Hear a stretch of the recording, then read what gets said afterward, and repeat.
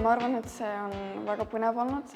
Ma olen kogunud hästi palju uut informatsiooni, uusi teadmisi ja need tulevad mulle kindlasti kasuks tulevikus. Ma räägin ka sõpradele, et see oli nii tore projekt, et järgmine kord, kui te teete midagi sarnast, siis ma kindlasti ütlen sõpradele, et tulge, sest et ma tõesti sain nii palju informatsiooni. See projekt annab mulle nagu uusi võimalusi, uusi kogemusi tulevikuks ja ma saan siis pärast mõelda, et kelleks tahan saada. Ma kindlasti soovitan kõikidele ettevõtjatele ikkagi võtta see julgus kokku ja osaleda projektides, kuna ütleme ausalt, et me peame andma võimaluse noortel proovida. Selleks, et ka mulle kunagi on antud võimalust ja mina kunagi alustasin hommikusöögi lauateenindaja ametikohast ja ma 2 aastat proovisin saada ühte hotelli ja mind võeti vastu ainult 2. aastal.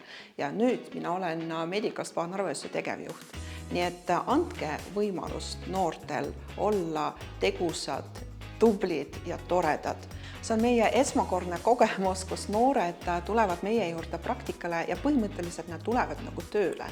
Ja meie jaoks on see suur väljakutse ja muidugi alguses võib-olla ei osanud ka nendega õigesti käituda, et me ei osanud oodata, et kuidas siis noored, mis nad arvavad tööst ja kui tööaldid nad on.